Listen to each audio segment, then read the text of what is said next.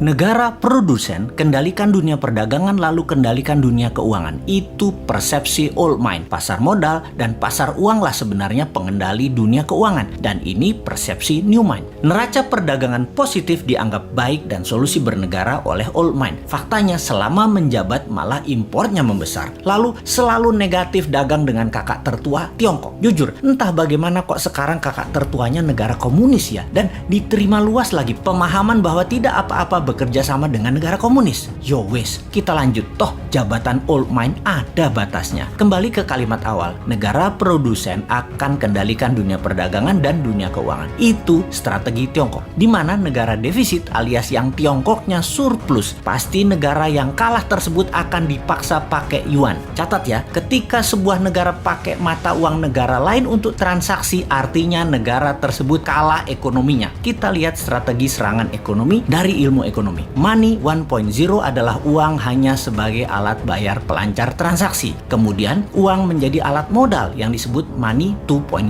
Kemudian uang menjadi alat kendali ekonomi disebut money 3.0. Salah satunya debt trap yang Tiongkok lakukan. Pintar, dari money 1.0 langsung ke 3.0 karena ya memang Tiongkok nggak punya Wall Street, tempatnya money 2.0. Kita lompat sebentar sebelum balik ke money 3.0 agar sambungannya paham. Sejarah Partai Komunis di Tiongkok, di mana orang-orang nasionalis kabur keluar Tiongkok ketika komunis berkuasa dengan tangan besi. Satu ke Taiwan, jadi negara yang dipayungi Amerika. Yang kedua ke Hong Kong, jadi city country di bawah Inggris. Keduanya, Taiwan dan Hong Kong ekonominya maju pesat sejak tahun 60-an hingga saat ini. Sejak tahun 1989, reformasi ekonomi di Tiongkok melawan hegemoni IMF mulai dijalankan secara gerilya, main dengan globalis dan main dengan double standar, yaitu renminbi yuan. Catat sekali lagi, nantinya kita new mind akan pakai strategi yang sama ini, kecuali kalian masih suka dengan old mind yang sekarang berkuasa. Apa yang Tiongkok lakukan setelah memutuskan melawan IMF, namun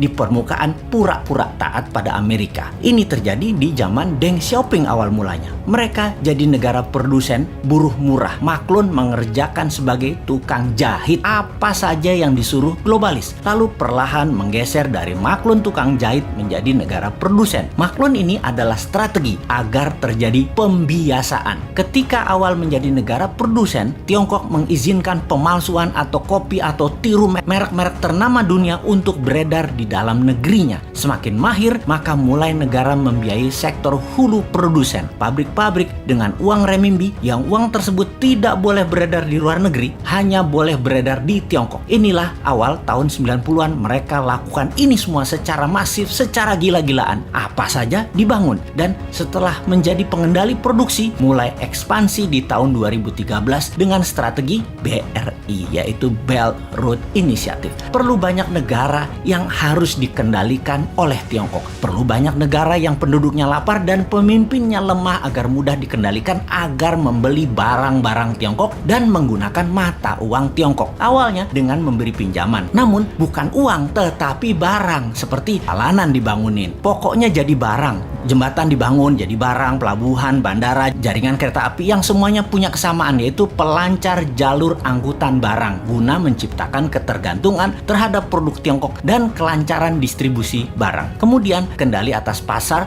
yang kebetulan semua bergeser ke digital. Jadi strateginya adalah beli dan ambil semua jaringan marketplace milik pengusaha lokal sebuah negara agar isi produknya adalah barang-barang buatan Tiongkok. Begitu sudah tercapai ketiganya, maka tahap keempat, mata uang Tiongkok dipakai sebagai alat transaksi. Pertama, sebatas transaksi dua negara. Nanti tahap kelima sampai ke pasar-pasar tradisional bisa pakai yuan. Ingat, ketika keluar negeri, yuan yang disebut. Itu membedakan asal uang itu. Walau kalau ditanya di Tiongkok, bagi mereka sama itu yuan atau renminbi. Namun kita pahamlah, kita kan ngerti bernegara, ngerti bagaimana Tiongkok bermain, dan ngerti cara memainkannya. Sayang aja masih sedikit yang percaya dan masih banyak yang tidak peduli. Wajar kalau masyarakat tidak tahu, namun pejabat yang tidak peduli dan tidak tahu juga banyak banget. Apalagi yang mau menari jadi presiden di 2024. Rasanya nggak ada yang paham beginian. Yang penting gue populer dan rakyat pilih gue.